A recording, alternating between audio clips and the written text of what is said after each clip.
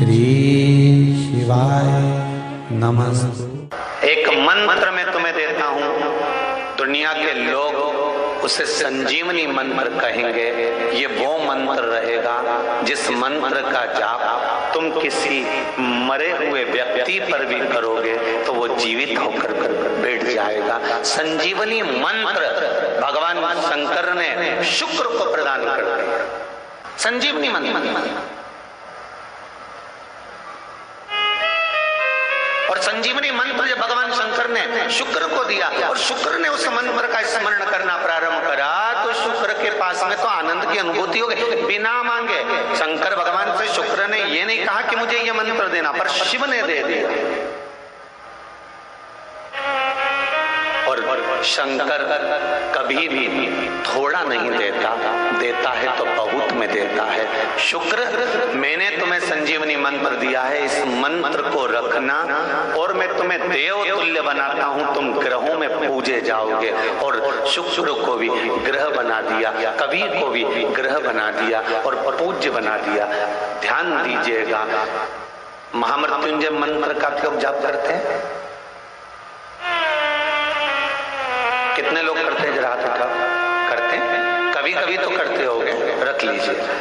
महामृत्युंजय मंत्र का यदि आप जाप करते हो और आपको मालूम पड़ गया कि शरीर में मुझे ये रोग हो गया है, मुझे शुगर हो गया है, मुझे बीपी हो गया है, मेरा ब्लड प्रेशर ऊंचा नीचा रह रहा है, कोई भयंकर रोग, मेरे रिश्तेदार को कोई कैंसर जैसा रोग हो गया, किसी को कोई थायराइड हो गया, किसी को कोई किडनी और लीवर में सूजन हो गई, किसी को कहीं किडनी और लीवर में तकलीफ हो गई, तो शिव महापुराण की कथा कहती है, नवग्रह शिव महापुराण की कथा कहती है कि बेलपत्री के वृक्ष के नीचे महामृत्युंजय मंत्र का जाप जो शुक्रवार की शुक्रवार घी का दिया लगाकर करता है, उसके रोग बाबा देवाधिदेव महादेव समाप्त करते चले जाते हैं। ये संजीवनी मंत्र शुक्रवार के दिन भगवान शंकर को शुक्र को दिया था, इसलिए उसकी प्रधानता है। अपनी माता जी को निला रहे हो और माथा भी ठोकते जा रहे हो। हमारे यहाँ ये शास्त्र नहीं कहता। विद्वान ब्राह्मण कहते हैं, जिन्होंने वेद पुराण शास्त्रों का अध्ययन किया है, ऐसे भू देवता इस भूमंडल के कहते हैं भगवान का अभिषेक करते समय जल की धार धीरे धीरे चलना चाहिए। जल की धार भू देवताओं ने, ब्राह्मणों ने तो कह दी कि धीमे धीमे चलना चाहिए। अब कोई इनसे भिड़ जाए और कह दे साहब कि तुम लिखा हुआ बताओ कि जल की धार महादेव को धीमे धीमे चढ़ना चाहिए, उसका प्रमाण क्या है? तो ब्रह्म विवर्त पुराण में कहा, तुम रुका जी धीरे धीरे जल चढ़ा रहे थे, आराम से जल समर्पित कर रहे थे। ब्रह्मा विष्णु आदि कादिक सब ने जब तुम रुका जी उठे, उठते से उनसे पूछा तुम ये क्या कर रहे हो? जल तो जल्दी भी चढ़ा सकते हो, फिर तुमने धीरे धीरे क्यों चढ़ाया? तो कहा मेरे जल को धीरे चढ़ाने का एक कारण है, ये जल शिवजी का चढ़ा हुआ जब पृथ्वी पर जाता है तो पृथ्वी इसको ग्रहण करते हुए अपने आनंद सुख को पाती है और शीतलता प्राप्त करती है, जिससे जनमानस का कल्याण करती है। अब ब्रह्मा जी के प्रश्न का संशय मिट गया, भगवान विष्णु के प्रश्न का संशय मिट गया, अब इंद्र के प्रश्न का संशय मिट गया कि पृथ्वी को बार बार भगवान को अवतार लेने की जरूरत नहीं पड़ेगी, भगवान को बार बार पृथ्वी पर आने की जरूरत नहीं पड़ेगी। अगर संसार के लोग, पृथ्वी पर रहने वाला एक एक बच्चा शंकर के मंदिर में एक लोटा पानी चढ़ाना चालू कर दे तो पृथ्वी भी अपना खजाना खोलना चालू कर देगी। राजा भर्तरी के समय पर, राजा विक्रमादित्य के समय पर भारत को सोने की चिड़िया कहा जाता था। सोने की चिड़िया कहलाने का अगर हक है तो राजा विक्रमादित्य को है। सोने की चिड़िया, सोने की चिड़िया। 7,32,000 वैदिक गुरुकुल विद्यालय भारत की भूमि पर विक्रमादित्य के समय पर चालू हो चुके थे।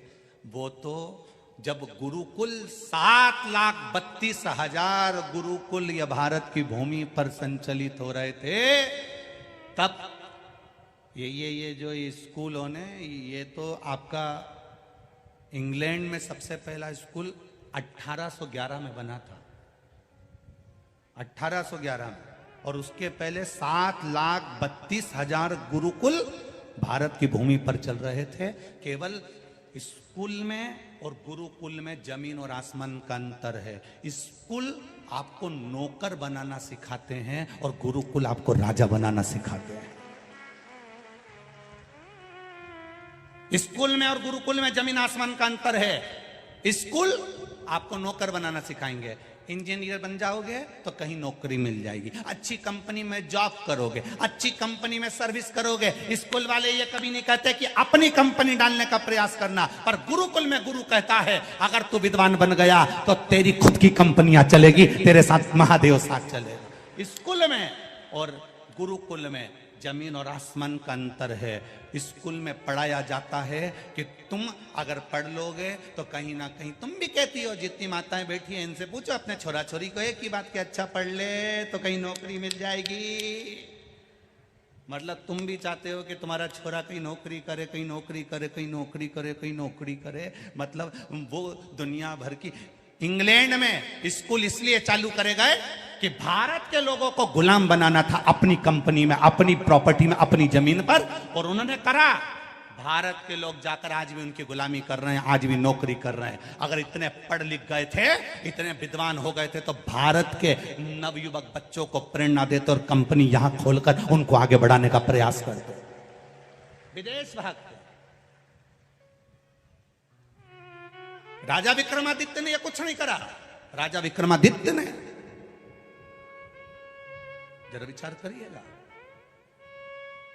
25 राजा विक्रमादित्य जब सिंहासन पर बैठे उसके पहले के 25 वर्ष में सनातन धर्म शून्य पर आ गया था।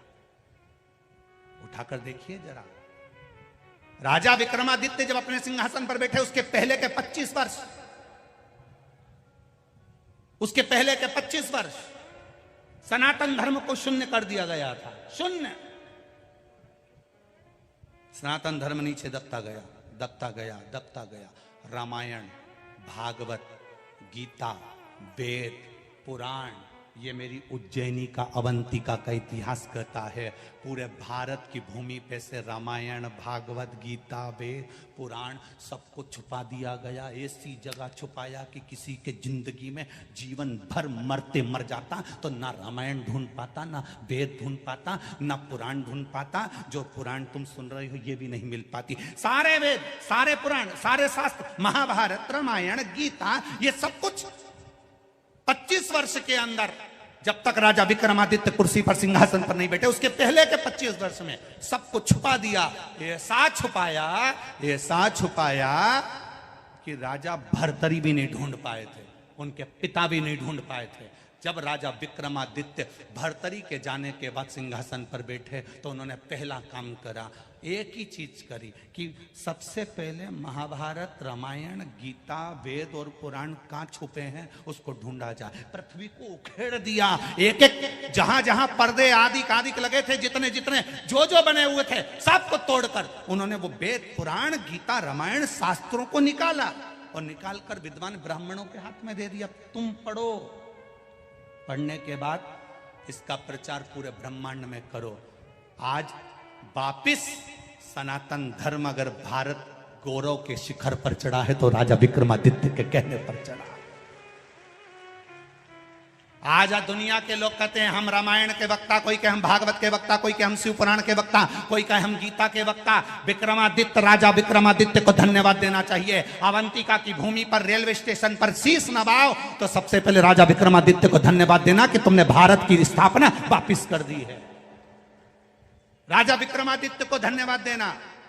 अवंतिकापुरी में जितनी पाठशालाएं चले उन पाठशालाओं में एक पुस्तक राजा विक्रमादित्य की भी चलना चाहिए, जिसने इस अवंतिका का निर्माण नहीं पूरे भारत को सनातन धर्म का निर्माण करा है।